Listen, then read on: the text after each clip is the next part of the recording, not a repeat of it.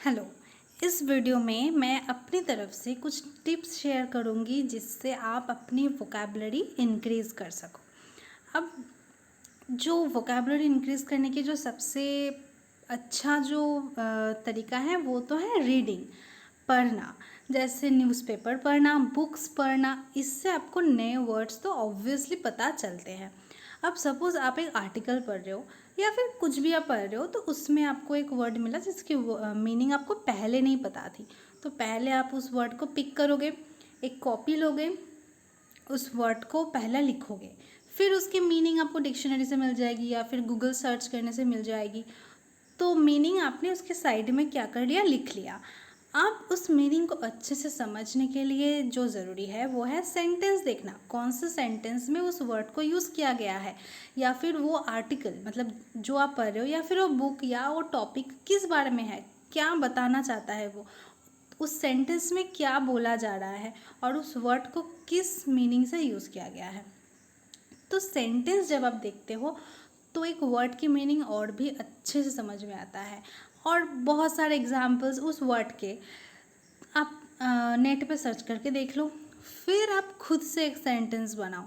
क्योंकि खुद से जब आप उस सेंटेंस को बनाओगे उस वर्ड को यूज़ करके, तो आप उस वर्ड के बारे में और भी सोच रहे हो, तो आपकी थिंकिंग एबिलिटी भी इंक्रीज़ होगी, आपकी जो सोचने की एबिलिटी है वो भी, आपकी जो क्रिएटिव एबिलिटी है वो भी इंक्रीज़ होगी, वो भी बढ़ेगी। तो उस वर्ड से खुद एक सेंटेंस बनाओ और जहाँ पे आपने मीनिंग लिखा है उस वर्ड की, उसके नीचे वो सेंटेंस भी लिख लो उस वर्ड से।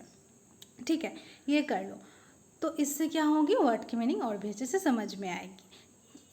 फिर आप क्या कर सकते हो, ऐसे आप मान लो हर रोज़ आप 5-6 वर्ड्स को ऐसे आप लिख रहे हो। अब उसको याद भी तो रखनी है ना।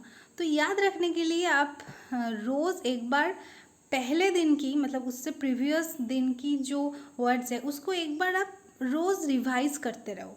मतलब सपोज़ आपने हर दिन 5 वर्ड्स लिखे हैं, तो 5 दिन में हुए 25 वर्ड्स। जो 6th डे है तो उस दिन भी आप 5 वर्ड नए लिख रहे हो, तो जो पहले के जो 25 वर्ड्स है उसको भी तो याद रखना ज़रूरी है ना। तो कैसे याद होगा, आप एक बार लिखा आपने, फिर आपने बस उसको देखा ही नहीं, तो आप भूल जाओगे। तो उसके लिए क्या करना होगा कि रोज़ एक बार जो आपने पहले से वर्ड्स लिखे हैं उसको एक बार रिवाइज करते रहो। ये इतना डिफ़िकल्ट भाई, इतना मेहनत भी नहीं है इसमें। एक बार बस देखो, उस वर्ड को रिवाइज करते रहो, बस पेजेस देखते रहो। तो अगर आप ये रोज़ करोगे ना तो वो वर्ड आपको याद होते जाएंगे। और क्योंकि आपने उसके नीचे मीनिंग्स भी लिखे हैं, मैं सॉरी हाँ, मीनिंग्स के साथ साथ सेंटेंस भी लिखा है ना, तो मीनिंग और भी अच्छे से समझ में आती रहेगी आपको। और जो मैं करती हूँ, न्यूज़पेपर पढ़ती हूँ डेली। इसकी जो एडवांटेज है, न्यूज़पेपर तो ऑब्वियसली क्या है, वो रोज़ आती है। और जो न्यूज़पेपर में क्या होता है, जो डेली अफेयर्स चल रहे हैं आसपास, जो आज की जिस कंडीशन में, जिस सिचुएशन में हम जी रहे हैं उसके बारे में, मतलब उस सिचुएशन के बारे में क्या आती है, उसमें आर्टिकल्स आती है। तो उसमें जो वर्ड्स यूज़ किया जाता है, तो आपको ये भी पता चलेगा कि कौन सी वर्ड किस सिचुएशन में यूज़ किया जा रहा है। मतलब आज के डेट में कौन सी सिचुएशन में कौन सी वर्ड को यूज़ किया जा रहा है। तो न्यूज़पेपर से आपको जो एक वर्ड की जो कॉमन यूजेस है, कॉमनली एक वर्ड की, मतलब एक कॉमनली एक वर्ड को कैसे कैसे सिचुएशन में, कैसे सेंटेंस में यूज़ करते हैं, वो बहुत अच्छे से पता चलेगा। ठीक है। और ऐसा हो सकता है कि सपोज़ आज आपने न्यूज़पेपर पढ़ा, एक वर्ड आपको पता चली नहीं, तो आपने मीनिंग समझ लिया। 2 दिन बाद भी देखोगे ना न्यूज़पेपर में, किसी न किसी आर्टिकल में वो वर्ड आपको मिल जाएगा। तो आपको तब देख के खुद पे भी कॉन्फिडेंस आएगा कि हाँ, अब तो मुझे इसकी मीनिंग पता है। और आपको ये भी देखने को मिलेगा कि ये वर्ड फिर से यूज़ हो रहे हैं, मतलब कॉमनली इस वर्ड को कैसे सिचुएशन में यूज़ किया जाता है, ये भी आपको पता चलेगा। क्योंकि जब हमें एक वर्ड की यूज़ पता होती है तब हम खुद भी उसे यूज़ कर सकते हैं, और अगर कोई उसे यूज़ करे तो वो भी हमें क्या होता है, समझ में आता है। ठीक है। तो पहले तो रोज़ मतलब रीडिंग करो, या फिर नए वर्ड्स जैसे भी आपको पता चले, रीडिंग से पता चले या किसी से पता चले, तो उसको राइट डाउन करो, मीनिंग लिखो और उसके साथ साथ सेंटेंस खुद बनाओ, उसको राइट डाउन कर लो।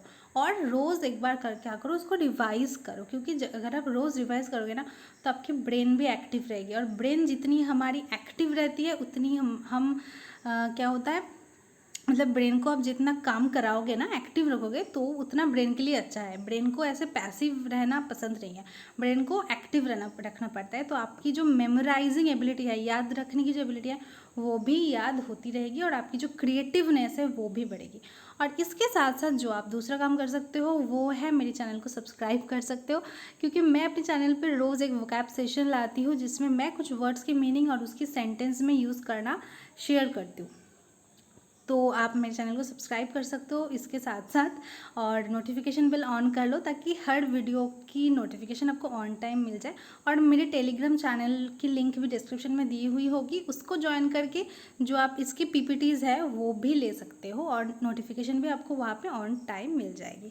और आप कैसे न्यू वर्ड सीखते हो वो भी कमेंट्स में ज़रूर शेयर करो। और अगर आपको ये वीडियो पसंद आए so please like and share and subscribe to my channel. Thank you.